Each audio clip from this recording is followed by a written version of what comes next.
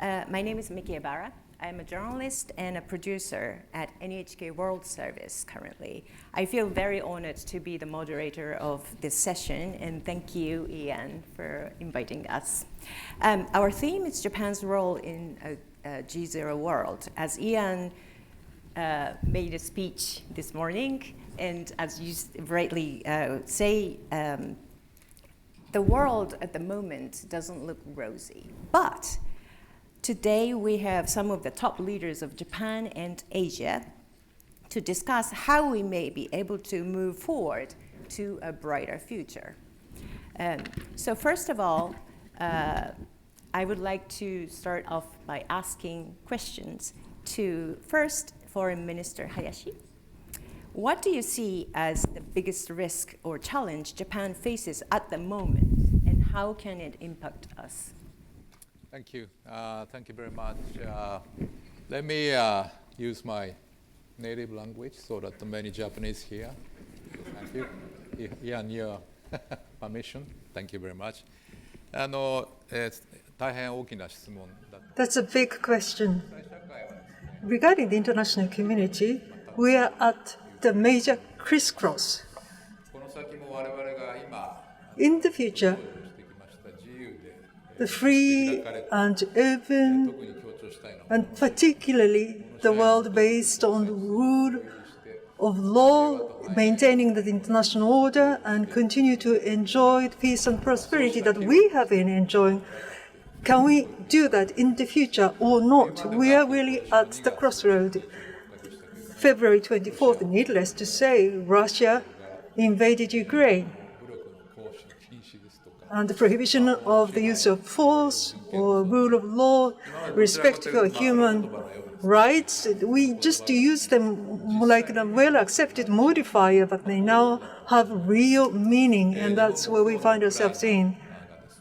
We look at today's Ukraine, it might actually be tomorrow's East Asia with such a sense of crisis regarding the basic relations with Russia, resolving the belonging of the four northern territories and concluding the peace accord. That we have not changed that the basic policy, but we cannot continue to have the relation with Russia as we have been having. So changing that kind of a basic approach, and with the like-minded countries of G7 and other like-minded countries other than G7, the imposing strong sanctions on Russia and to Ukraine and other neighboring countries, extending support is what we have been doing since February. Then, lo and behold, Russia, because of sanctions, energy and food prices are soaring. That's what they say. That's a false narrative that they are maintaining. So what's important now? 141 countries actually supported the resolution in the United Nations, but Africa and Southeast Asia, those countries that are sort of attracted by Russian narrative, because of the impact on food and energy, that's really impactful in such countries. They see the major picture, but they find themselves in a real difficult situations. We often hear such voices from those countries. So those countries that are more or less in the middle ground, we need to give them full explanation and do whatever we can do steadily. I think that's very important. With the thanks to the mediation by the United Nations, the export of wheat restarted in G7 as we have discussions. The United Nations, EU are playing central roles and ensuring that the path or the channel of the wheat, because there was an accumulation of the wheat from Ukraine, because there was a certain period of time that it was not exported, and the silos were built so that the wheat will be moved without any hindrance.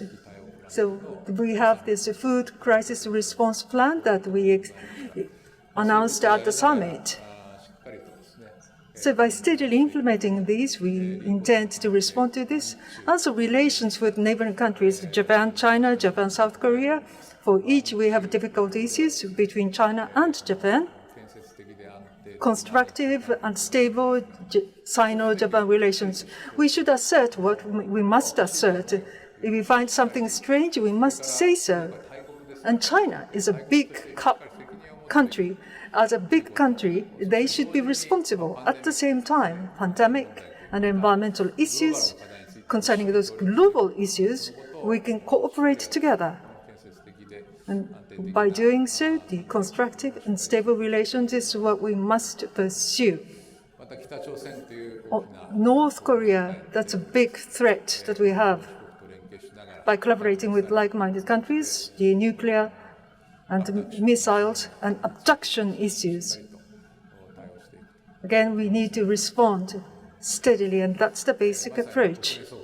The UN General Assembly was held last week. I was there, looking at the President Biden's speech or the chairman of the General Assembly's speech. Something has got to be done, and that was really emanating from those speeches.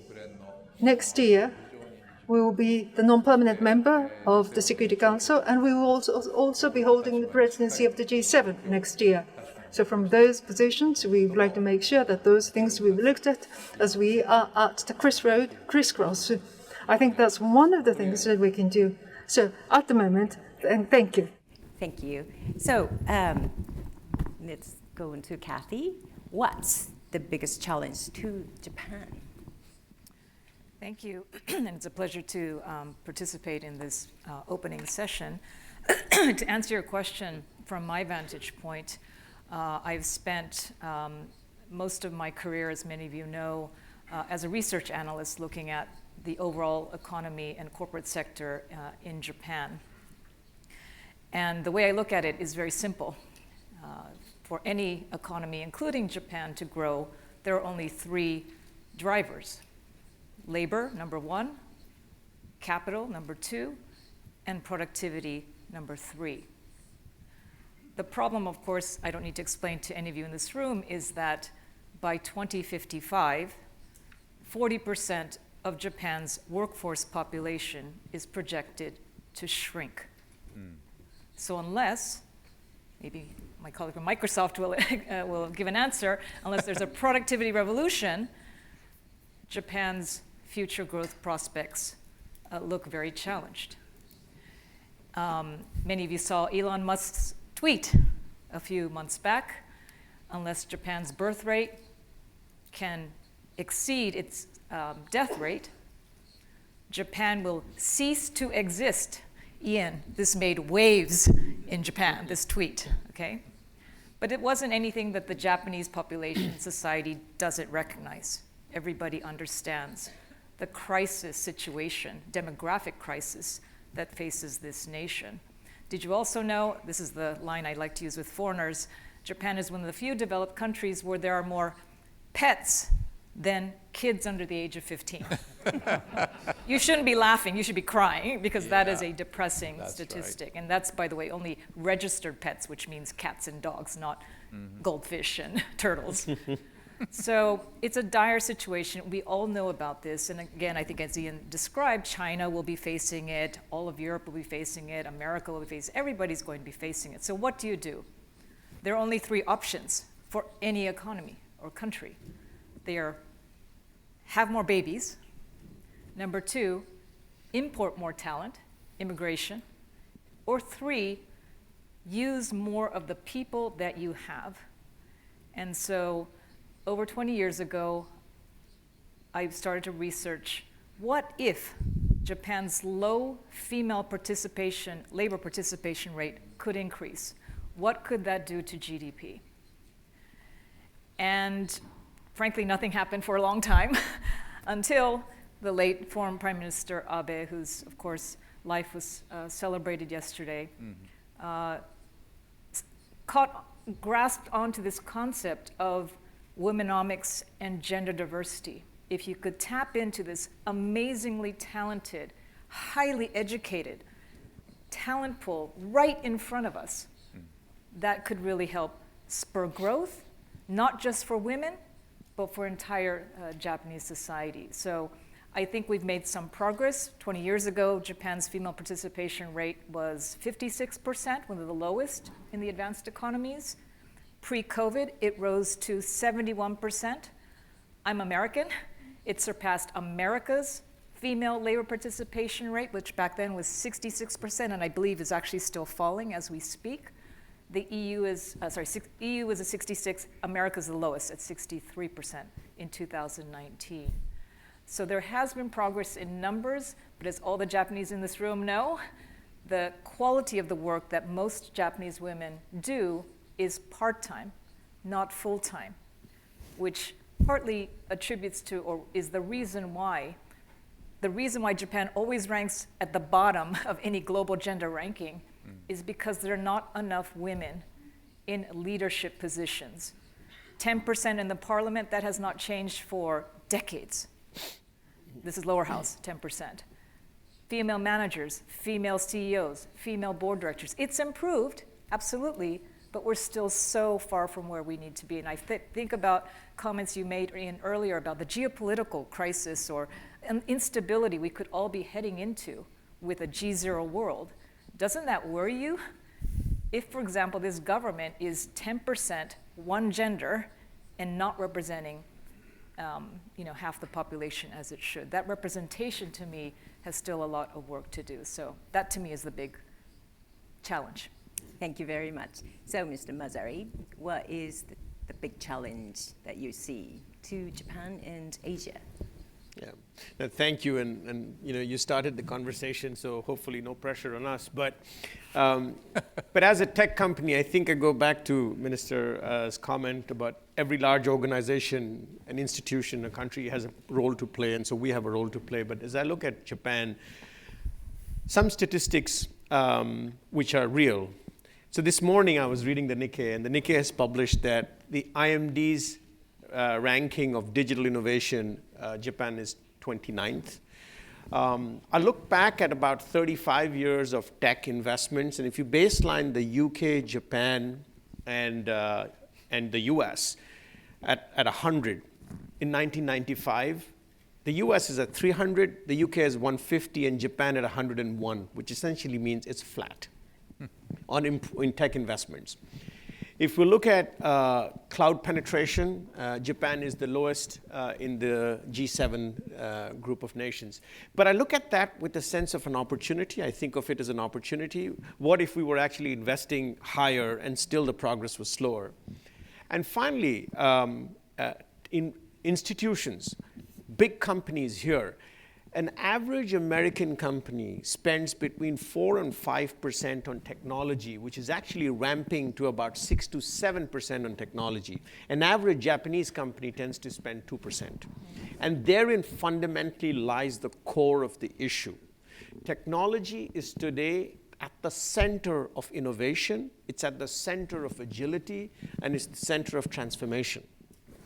And our role as Microsoft, which is our mission of empowering every person and every organization to achieve more, we believe that technology will be the biggest lever for Japan, whether it's skilling, to the point you was raised, women participation, and we've done little things, and I'll give you one example. It's not a milestone moment, but it's the start of a journey. So we trained 2,000 single mothers, underprivileged, and 900 of them are in jobs today, tech jobs. The world is going to create in the next 8 years about 700 million tech jobs. And Japan should have a fair share of it. So I guess the question is, you either catch the momentum and fill those roles and enable the transformation, or stare at the lost opportunity, which is my biggest worry. Thank you very much. So Nakaso-san, what do you see as the biggest risk the global economy faces currently? Thank you. Thank you. For global economy, I see fragmentation of the global economy as the biggest and longer-term challenge arising from the geopolitical conflict. The economic and financial sanctions on Russia, I think, are certainly biting. But it is also true that the rest of the world is also affected. I think the longer the war in Ukraine and sanctions on Russia continue, the deeper the risk of fragmentation. Let me explain what I mean. Basic financial infrastructures like the SWIFT or the use of US dollar as the key currency for cross-border transactions or provision of marine insurance are currently used as means of sanctions. But they used to be, in my view, public goods that any company, regardless of the political regime to which they belonged, were accessible. So shutting down this access by sanction would almost inevitably result in moves to create alternative measures or infrastructures. I think what we call de-dollarization is an example. 17% of Russia's FX reserves is now in Chinese yuan, and that's higher than the dollar portion, which is at 11%. So China's yuan now plays a larger role in transaction currency in some countries. And to facilitate this role, China introduced the so-called cross-border interbank payment system, the CIPS, in 2015. Now, this is a high-spec cross-border payment system for the yuan, which is run, as I understand, on RTGS basis, 24 hours a day. Today, as I understand, more than 1,300 financial institutions from over 100 economies, including Western global banks and Japanese mega banks, participate in this system. So the fear of economic fragmentation, I think, is echoed by the business community in the Asia-Pacific region, I think. In my current capacity, I often talk with my counterparts on the business leaders from the Asia-Pacific region, and some express concerns about long-term consequences should the sanctions and the war in Ukraine is going to continue over an extended period of time. They surely understand that the sanctions are imposed in response to the Russian aggression. They understand that, for sure. But they also fear that what may be called weaponizing sanctions could ultimately result in a more fragmented global economy, because they would have to place priority on resiliency over efficiency. Friend-shoring supply chains, which means completing supply chains within the trusted partners, as advocated by the US Treasury Secretary Janet Yellen recently, would also affect corporate behavior to shift from just-in-time to just-in-case. With this shift, business firms would bear higher costs, as they may have to restructure supply chains, duplicate investments, and build up inventories. And this could mean inflationary pressure may prove to be more persistent than otherwise, because they are very costly operations. So the mechanism that drove globalization seems to be at an inflection point, I think. The big questions here include whether we are leaving behind something we believed in and took for granted for such a long time ever since the Cold War ended, and what kind of new economic and financial order will look like in which many business firms have to operate in the coming years. Thank you very much. So in the age of fragmentation, まず林大臣にお聞きしたいんですけど。 My first question is to Minister Hayashi. In case of Japan, as the presidency of G7, how can Japan use its leadership under such a situation? And Ian, also, what leadership should Japan, play a role in this fragmented world? Thank you. ありがとうございます。 Thank you very much. 今のお話に関連するところ In relation to what's been discussed, 経済安全保障という economic security, the word economic security, in the past 3 to 4 years, we have heard this word. And the next year, as we hold the presidency in G7, 議題の中に入ってくる I think that will be part of the agenda next year. Actually, at the LDP, Liberal Democratic Party, for about 3 years ago now, we had a discussion. Now, Amari-san was the chair of the discussion at the Secretary General,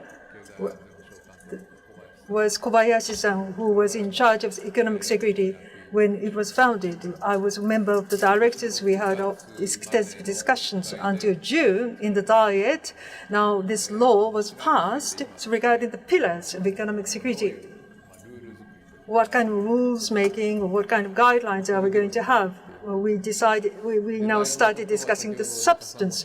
What's important is that Nakaso-san mentioned in the past, the world, globalized world, free and open trade and investment, that was a kind of a given in the past.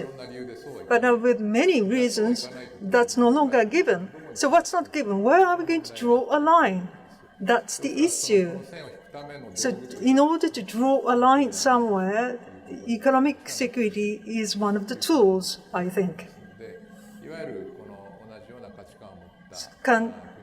Countries with like-minded countries on those rules, like something like harmonization or having a set of same rules, that would contribute to giving more power to the rules. Free and open world of free trade, broadly protecting them is also important. Yeah.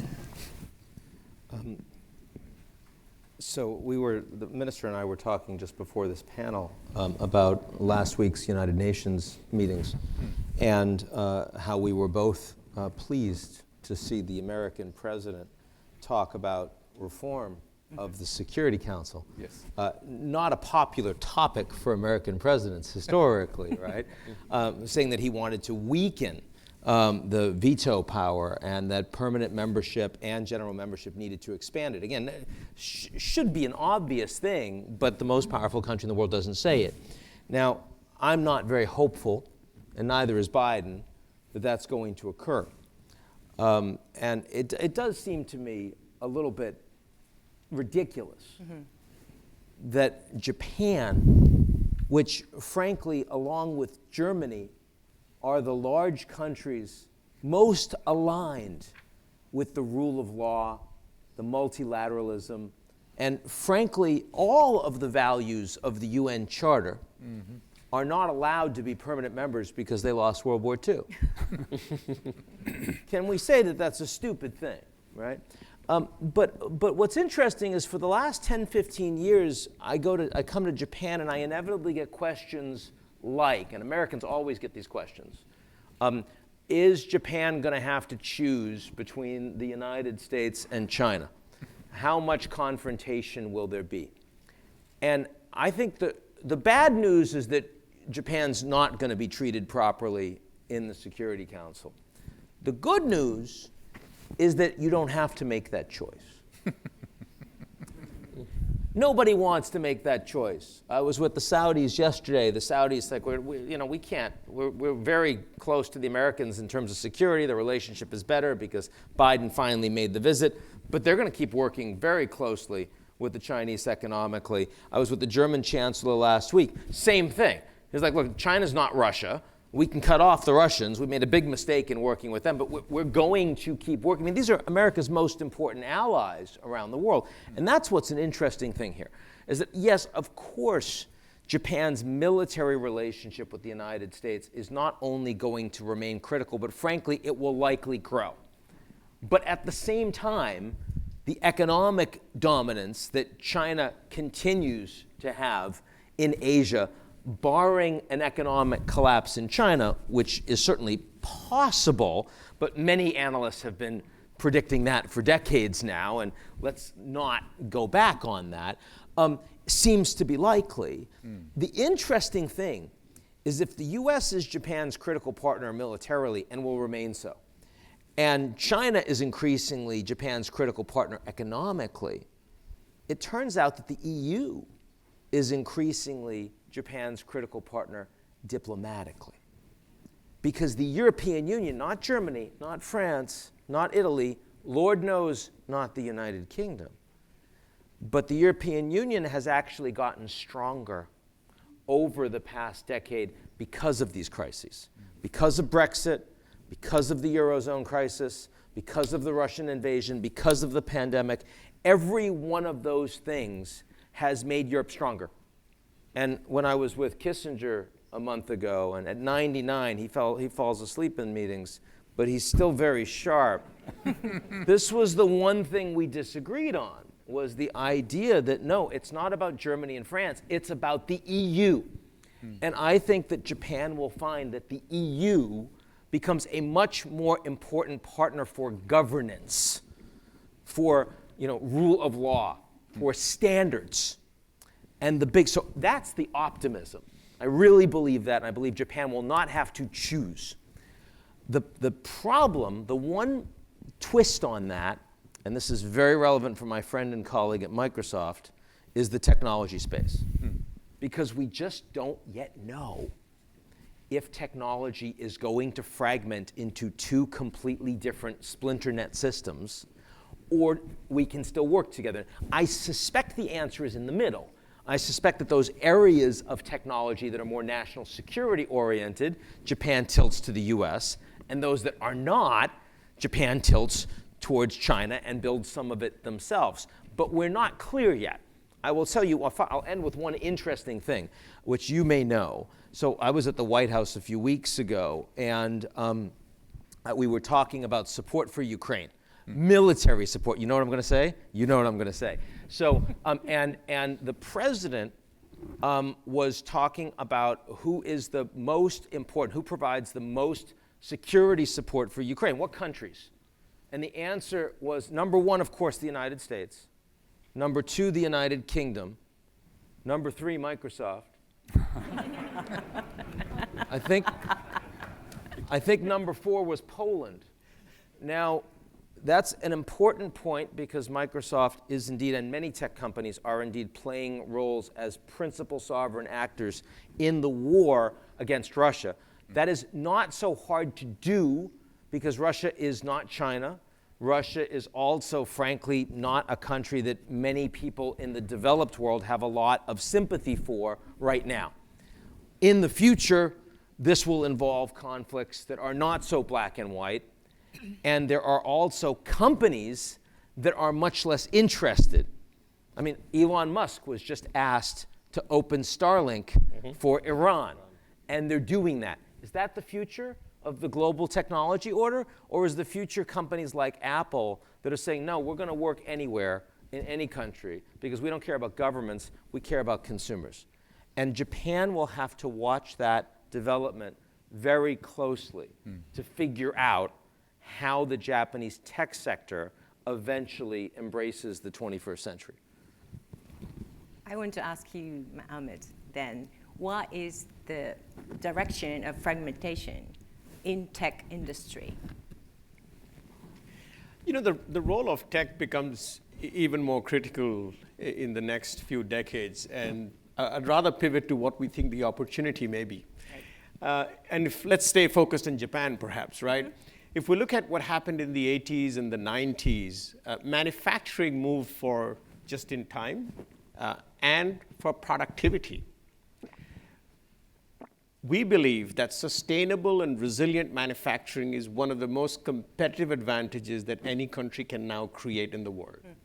And I call it sustainable and resilient, and there are two different aspects of it because Prime Minister this morning spoke about resilient supply chains. Sustainable because countries, communities, and corporations have said 2030, 2040, 2050. Now, why is it a round number? Because we don't know when we'll get there. So we have a hope and a belief we'll get there. But everyone is accelerating towards the panic moment of, oh my God, how will we make it happen? So I think Japanese manufacturing base, which is solid, whether it's heavy industry, whether it's discrete manufacturing, can pivot to producing products that are carbon-free. And the world will start to source carbon-free, therefore, from countries like Japan. The second is, Japan at the core is a very peaceful nation, and therefore it ties to resilience and safety. And countries are going to look for opportunities for safety and for resilience in their ecosystem. And in both those aspects, technology will be the tool that will help accelerate into the future. Can I? Yes, please. I just wanted to key off your earlier comments about the need for, was it 700 million tech jobs. laborers in the world. I am, maybe this is my macro, background, but at close to 145 yen to the dollar, I am told that the average salary for a Japanese engineer is 20-30% below, say, an engineer in Vietnam. So again, maybe this is just temporary. We hope it's temporary, but I worry a little bit about the ability for Japan not only to groom, of course, its own domestic homegrown engineers and tech talent, but to attract critical talent from overseas. I know it's been deflation. Nakasu-san is the expert at this. It's been deflation, so shikata ga nai. But this is going to be, I think, another big challenge and opportunity. Right? Sorry, I just wanted to. No, it's okay. I want to ask you one more Sure. question. Why is the pace of digitalization in Japan so slow, in your view? If I had the answer, then I would be doing something else. If you look at technology, technology talks about fail fast, technology talks about agility, and technology talks about trying and kind of creating success through various trials. And as I read a little bit about Japan, I was struck by this thing called this nanakorobiyaki. Yes. Right? And the whole notion is you fall in. So it basically means you fall 7 times, you get up 8. But that is not deeply embedded in how the manufacturing and industry and corporations of Japan think. They think about failure first. They think about risk aversion.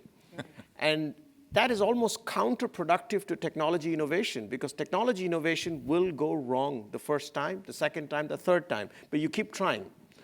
And I think one of the pivots that you'll have to make as a country, as a group of technologists, is to allow for the idea that you won't get it right the first time. It's okay to try. And perhaps that may be one of the aspects that is limiting the pace of innovation. But I do want to remind ourselves, at the start, I quoted a statistic. See, globally, 5% of GDP is technology. We expect that number to be 10% in the world, but it'll influence the other 90%. Right. In Japan, corporations are spending 2%. Huh. That's very interesting.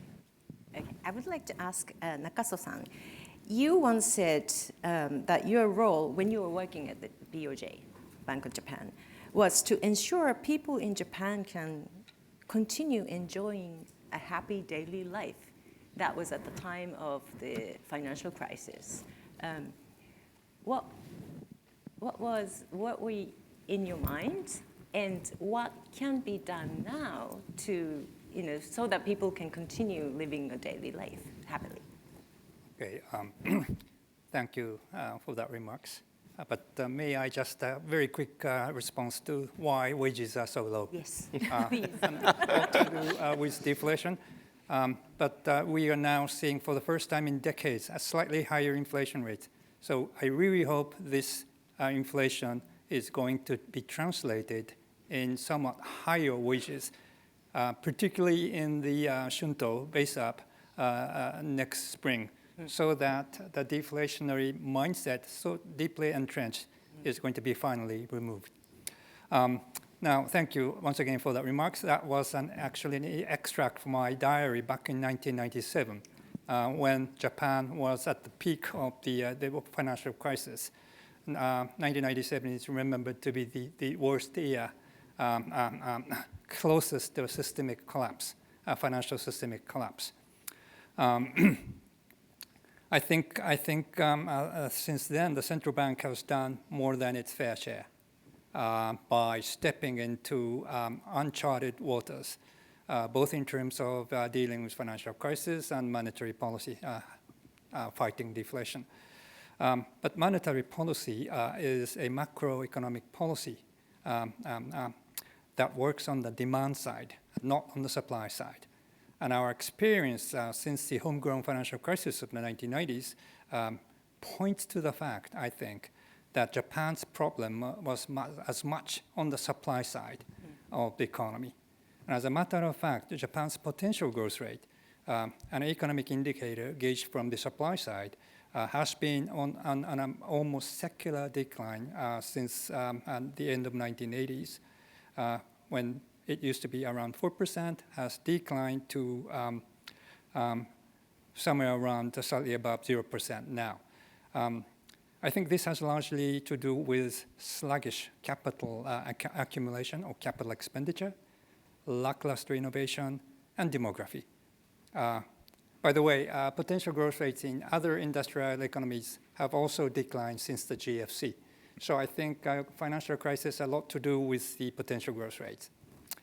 The Abenomics, with its three strategy, Arrow's strategy launched a decade ago, was a policy package in which the first and second arrows of monetary policy and fiscal policy was assigned the role of stimulating the demand side of the economy, while the third arrow, the growth strategy, was intended to elevate Japan's potential growth rate, to work on from the supply side by such measures as deregulation and sometimes painful structural reforms, as I said, to work on the supply side. Although I think Abenomics had the right set of policy measures, the three arrows, but I think in retrospect, too much burden was placed on the monetary policy, and not enough was done when it comes to the third arrow, which achieved limited success, I have to say, such as in the labor participation rate for young females, which Matsui-san has just mentioned. This was a success. Labor participation is probably higher for the young female workers than the corresponding ratio in the US now. But that was about it, I think. In retrospect, the third arrow should have flown faster and higher, while monetary policy and fiscal policy was taking care of the economy from the demand side. But I think it's never too late. Now we are charged with the mission to achieve carbon neutrality by 2050. And this may, I think, prove a game changer, as it requires a huge amount of investment and accelerate pace of innovation, which the Japanese companies are good at, and both of which, by the way, are key ingredients, so to speak, to economic growth, working on the supply side. So I think Abenomics is never obsolete. The third arrow, I think, now has the perfect target of becoming green. Decarbonization in this regard is a perfect growth strategy, I think, which will make Japan brighter. Thank you so much. I would like to ask you, Kathy. So in your view, what will hold a key to potential growth of Japan's economy? So last May, after graduating from Goldman Sachs, I co-founded Japan's first ESG, environmental, social, governance-focused global venture capital fund. That's a mouthful. Reason being is that we believe that Japan has tremendous potential. It has cutting-edge technologies. It has one of the most highly educated population on the planet. For now, it has a lot of capital, although it's finite. But yet why, for example, last year, the total amount of venture capital invested in a peak year, by the way, in this country was $7 billion US, compared to the United States, which I know that's an extreme comparison, but over $600 billion. So 1%. Now, US may be extreme. I don't want to, dwell on that comparison, but to me, the future must lie in innovation, in disruptive technologies. Who is going to decarbonize the world? well, of course there will be large established companies involved, but I do think for this country in particular, there's so many very interesting technologies. We are meeting these entrepreneurs every single day, but they need help. They need capital, they need mentorship, and it's very tempting to go public here. It's very easy to go public, by the way, in Japan. And then that seems to be the peak when they ring that IPO bell, at the stock exchange. That's not good. We need to help these companies really get traction and go global. Japan is a big market, so there's a temptation just to be, big fish in the little pond of Japan. Let's see more Japanese companies really, as we've seen historically, go global. So I believe the key to higher growth in this country is entrepreneurship, and that's what our team is working on. And it's very exciting. Every day I'm meeting so many fascinating, very innovative entrepreneurs that actually quit their big company jobs, by the way. So I think this whole risk aversion mentality is now beginning to shift. And if you think about, I know America's too extreme a comparison to draw, but Europe, like France, I don't want to give too much credit to Macron, but if you look at what France did, you're now proud as a French parent to say at a cocktail party, my son or my daughter works for XYZ startup that you've never heard of. That's cool, right? In the past, that was like, I'll go on to my next guest and have another conversation. In Japan, it's not cool yet, or it's just beginning to be a little bit cool, but not quite cool, right? It's better if Mitsubishi or Sumitomo, those names. Oh, my son or daughter, oh, kakkoi ne, or whatever. But I think that shift, I think we're just on that cusp of that shift, which to me is really, really exciting. So, how about women's? Oh. Excuse me, how about women's participation in the entrepreneurship? It's very, very low, and if you follow me on Twitter, you'll see we just wrote a very intensive piece on this topic of diversity in startups and diversity in VC in Japan. By the way, women, this is globally universally true, women founders tend to raise less money than male founders, right?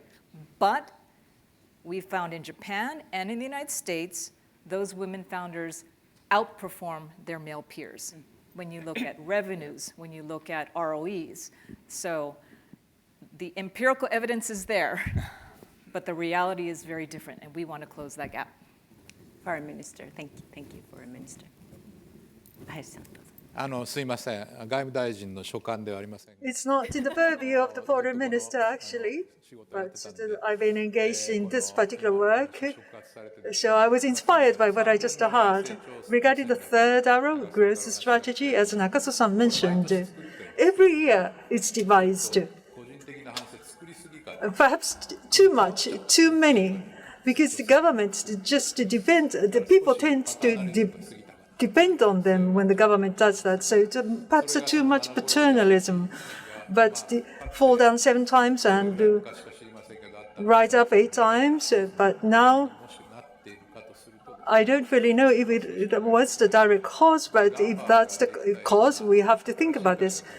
Like GAFA, the many companies emerge. In the United States, you had several years, but in Japan, in the beginning of around 1950s, there are many startups, many companies that were started, but since then, we haven't really seen that.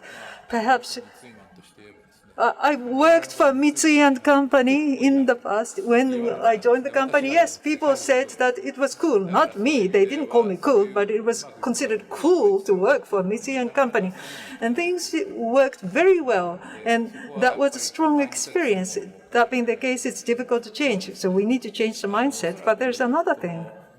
Probably when you make a deposit with the bank, and making investment venture from there, that would be difficult. The entrance, the gate has to be equity. I mean, if it's risk money only at the exit, it will be difficult. Mothers, JASDAQ, 401k, we've been doing this for quite a long time, but on the safety side, when you look at people's choices, people tend to look for the safe side. It's really about the mindset. Regarding those difficulties, this is one of the things that difficulties we must overcome. Thank you very much. I want to keep going for another hour, but we have only 5 minutes to go. So I would like to ask each of you to give us, for closing, your most important message right now in 1 minute. Ian.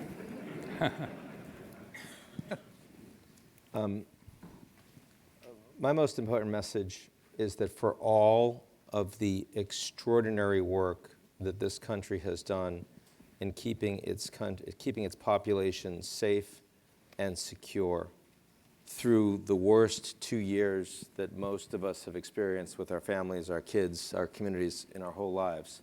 And it's really, I mean, it's startling, and you deserve incredible credit.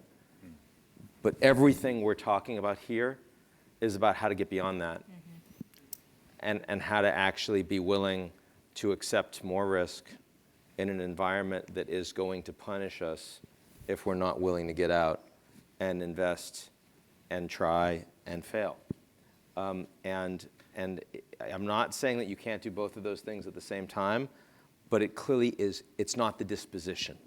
So it takes more of a kick. And I've always felt like us being here is meant in the kindest way of that sort of partnership. Thank you, Foreign Minister. Thank you. 外務大臣に戻りまして、Wearing the cap as a foreign minister next year, we will be holding the presidency for the G7, and we will be the non-permanent member of the UN Security Council. There are 3 determinations in the Kishida administration diplomacy: universal values, democracy, freedom, human rights, and the rule of law. We are determined to protect them, and then also protect the peace and stability of Japan, and with global agenda, becoming a leader of the international community. So 3 determinations. The first determination had such substance. Before February this year, we never thought about this. Without the first one, there will be no second one and the third one. Once again, I would like to take it home, and then I would like to do my bit in diplomacy. Thank you very much. So I guess my final comments would be, I've been living in Japan now for over 30 years as a Japanese American, and this is the country that to me is heaven on earth, as Ian described. It's the best place to me to live. Yet why are Japanese so pessimistic? I used to poll my colleagues at Goldman Sachs, if tax was neutral, what country would you like to work and live? Japan, always number 1. Okay? So everybody loves Japan. But Japanese people don't seem to love Japan. And if we can create a more optimistic vision, not just pointing the finger at the government saying you should be doing more work, it has to be all of us, right? And I'm going to say this because the minister's sitting next to me, but I propose that every young Japanese person below the age of, what is the voting age today, 18 or 18. That they be given 2 votes, including babies. I know this is going to be, I know the media is in the room, but we need to invest in the future.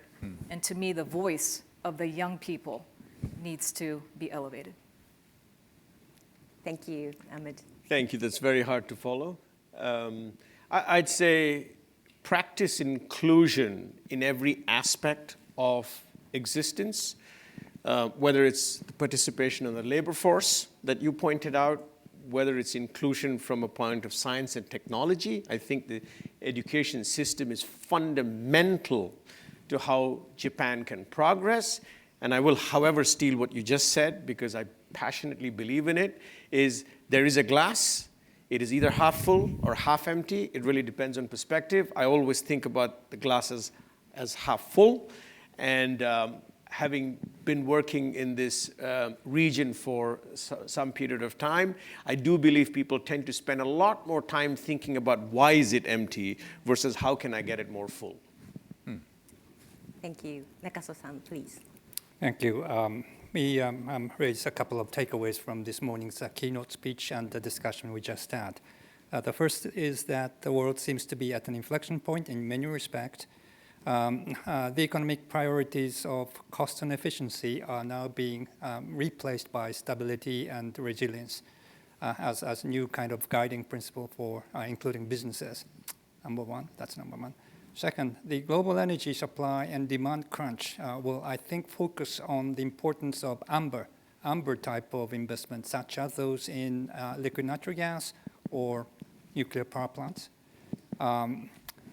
which thus far, I think, were disregarded in the kind of binary approach.